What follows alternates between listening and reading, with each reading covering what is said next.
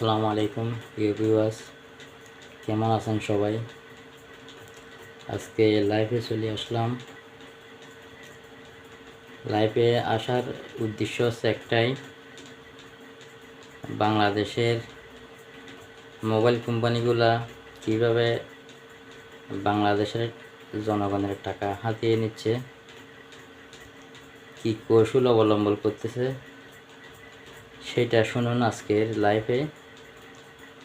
সেই কথাটা বুলু সাহেবের মুখের থেকে শুনুন। আজকে আশা করি জনগণের দৃষ্টি আকর্ষণ করে বলছি, সবাই মনোযোগের সাথে শুনবেন, সবাই মনোযোগ দিয়ে শুনবেন।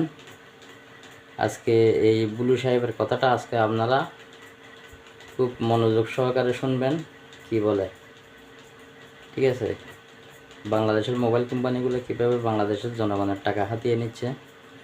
আপনার টাকা আমার টাকা, আমাদের মোবাইলে আমরা টাকা ভরবো, এরা এদের নিজেদের ইচ্ছে মতো মেয়াদ দিয়ে, আজকে কার্ড বললাম কথা বলতে পারলাম না, কিন্তু একদিন দুই দিন কথা না বললেই আমার মোবাইলের টাকাটা, আমার কেনা টাকা, আমার মোবাইলে আমার টাকা ঢুকানো, কিন্তু এরা নির্দিষ্ট মেয়াদ দিয়ে টাকাটা কীভাবে হাতিয়ে নিচ্ছে জনগণের থেকে, সেটা আশা করি বাংলাদেশ সরকারে অবশ্যই সেই ব্যাপারে সুনির্দিষ্ট ডিসিশন নেবেন।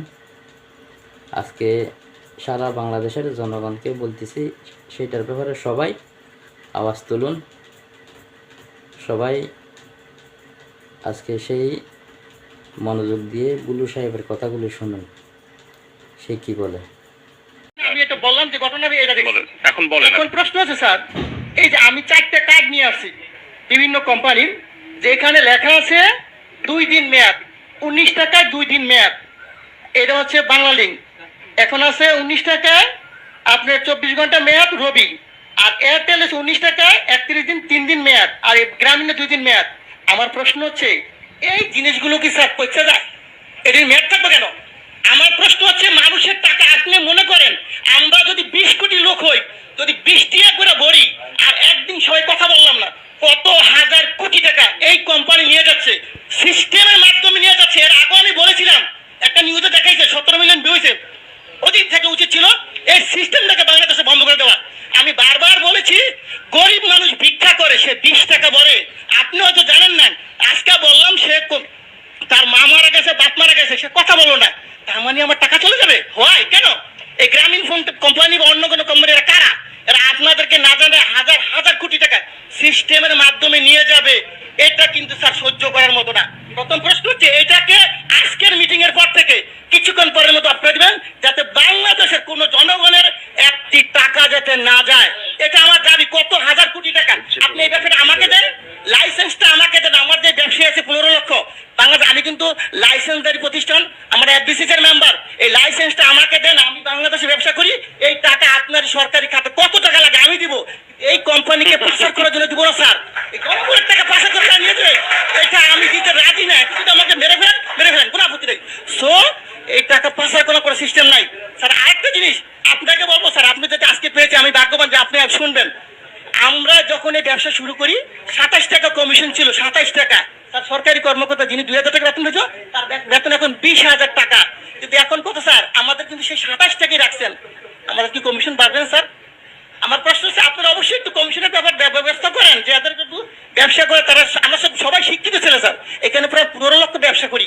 আমরা যারা ব্যবসা করি কোটি কোটি টাকা কামিয়ে দিচ্ছি, কিন্তু আমাদেরকে তো দেখবেন স্যার। আরেকটা কথা, টেলিটক, আপনি হয়তো জানেন না, এই টেলিটকের ব্যাপারে আমি একবার বলছিলাম, বিটিআরসির 22 মে হিন্দু, উনি সম্ভবত আমি জানি না, উনি আমাকে বলে, এটা দায়িত্ব তো বাবা আমার না রে ভাই, এটা দায়িত্ব হইলো কার? বিটিআরসি না, টেলিযোগাযোগ। আমি ঠিক আছে, আমি যে স্যারকে পাই বলবো স্যার, আমার আপত্তি স্যার, যদি মাইন্ড না করেন আপনি দায়িত্বটা আমাকে দেন। আমার ব্যবসায়ীরা সবাই মিলে আমরা করি। বাংলাদেশে টেলিটককে কেমন উড়াইতে হবে আপনি আমাকে সাপোর্ট দেন। আমি বলবো, কোন দোকানদার আমাদের দোকান থেকে টেলিটকের সিম কেনার পরও রিচার্জ পাবে, তা হবে। টেলিটক কেন্দ্র করতে হয় স্যার। আপনি যদি কোনো ধরনের সিস্টেম থাকে আপনি বলেন যে বলে এমনি সহযোগিতা করে, আমি করতে বাধ্য আপনাকে। আপনি যেইভাবে চান টেলিটক অবশ্যই উন্নয়ন হবে। টেলিটককে গ্যাফরাইকে আমাদের দেশি প্রতিষ্ঠানকে গ্যাফরাইকে অন্য কোম্পানিকে উড়াই দিমু আর এরা টাকা পাচার করে নিয়ে যাবে স্যার, এটা মেনে নেওয়ার মতো না। অবশ্যই আমি চাইবো, আমি অনেক কথা বলতাম স্যার, কিন্তু আজকে বললাম না। এই বিষয়টা আমি চাই যে আপনি টেলিটকের উন্নয়ন করেন, দেশের টাকা দেশে থাকুক। আর এই গ্রামীণ কোম্পানি বা অন্যান্য কোম্পানি মিনিট যে সিস্টেমটা নিয়ে যাচ্ছে, এটা স্যার বন্ধ করে দেয় আজকে থেকে। সবাই অবশ্যই ভিডিওটা শেয়ার করবেন, লাইক দিবেন, আর আমাদের কথাগুলি কেমন লেগেছে অবশ্যই কমেন্টে জানাবেন। আমাদের ভিডিওগুলি দেখবেন, যারা ইউটিউব থেকে দেখবেন তারা সাবস্ক্রাইব করবেন, ভিডিওগুলি শেয়ার করবেন, কমেন্ট করবেন। আর সব সময় আপনাদের উদ্দেশ্যেই, প্রিয় ভিউয়ারদের উদ্দেশ্যে আরও সুন্দর সুন্দর ভিডিও বানানোর জন্য চেষ্টা করব। অবশ্যই আপনারা লাইক কমেন্ট শেয়ার করবেন। ইউটিউব থেকে দেখলে আমাদের চ্যানেলটা সাবস্ক্রাইব করবেন। ইউটিউবে হচ্ছে আমাদের ইসলামিক মিডিয়া টিভি, আর আমাদের ফেসবুক পেজ সৈয়দ এম সুবহান ফেসবুক পেজ। আমাদের আরেকটা SMS টিভি আছে, ওইটাও ফেসবুক পেজ SMS টিভি।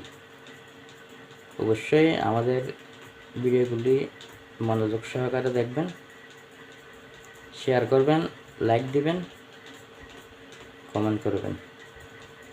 সবসময় চেষ্টা করব যেন আমাদের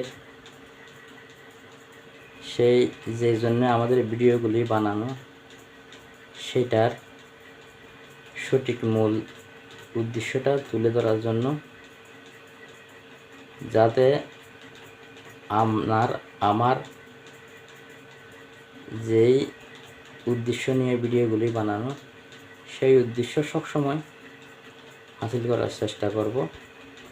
সবসময় সবার জন্য ভালো কিছু তুলে ধরার চেষ্টা করব বাংলাদেশের জনগণের উদ্দেশ্যে। অবশ্যই সেই কথাগুলি গুরুত্বের সাথে বিবেচনা করে সব কথাগুলি শুনবেন। সবাই লাইক কমেন্ট শেয়ার করবেন। আসসালামু আলাইকুম, ভালো থাকবেন সবাই।